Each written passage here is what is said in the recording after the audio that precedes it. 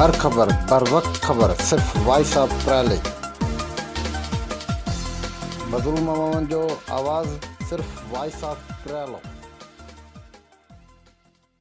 कयो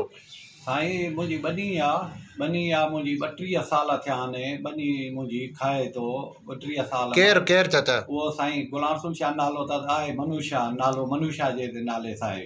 किथां जो यूसी यूसी गाड़ी मोरी आहे साईं गाड़ी मोरी आहे इन खां पोइ मां हिन खे फ़ैसिले लाइ छिके थकिजी पियो आहे नथो फ़ैसिलो किथे बि करे रहंदो मूंखे नालो छा आहे धमकियूं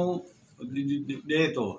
हा धमकियूं ॾिए थो त मां तोखे ॿधाईंदो साईं हे नालो छा आहे कंदुमि तोखे हा हाणे तव्हां छा मुतालबो मूंखे जी जी हा ताबूत खपे हा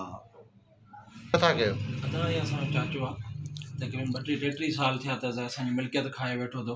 ऐं उन खां अलावा असां चई थकिजी पिया आहियूं फ़ैसिलनि लाइ त असां सां फ़ैसिलो कयो ॿियो टियों हिन महिल ॾींहुं राति असांजे पोयां घटि वधि ॻाल्हाइण लॾाईंदोमानि मां हीअं कंदुमि हू कंदुमि धमकियूं मौतमार असांखे धमकियूं ॾींदो थो अचे असां तंहिं लाइ अपील कयूं असां जेको आहे DC खैरपुर DC के SSP के खैरपुर के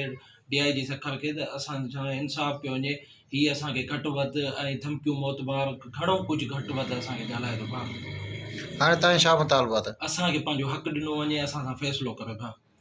इहो ई असांजो मुतालबो छा जो मसइलो आहे मेन अदा असांजो बनीअ जो आहे घणा जिरे में ज़मीन आहे तक़रीबन 16 जिरे भाउ असांजी बनी आहे जंहिंजो अधु असांजो बीहेसि थो जेको घर आहे असांजो 6000 फुट ते उहो थिएसि थो प्लाटनि ॿिया असांजा प्लाट खपाए बि छॾिया अथसि तव्हांजे कानून अख़्तियारी कई आहे कंहिंखे दाव वग़ैरह ॾिनी आहे न असां SP ऑफिस में दरख़्वास्त हिन लाइ अॻु में ॾिनीसीं सो जंहिं लाइ हिन असांखे लिखत में ॾिनो त मां फ़ैसिलो कंदुमि 8 ॾींहंनि में जंहिंखे 3 महीननि खां मथे थियो अञा ताईं फ़ैसिलो न कयो अथसि भाउ जी अदा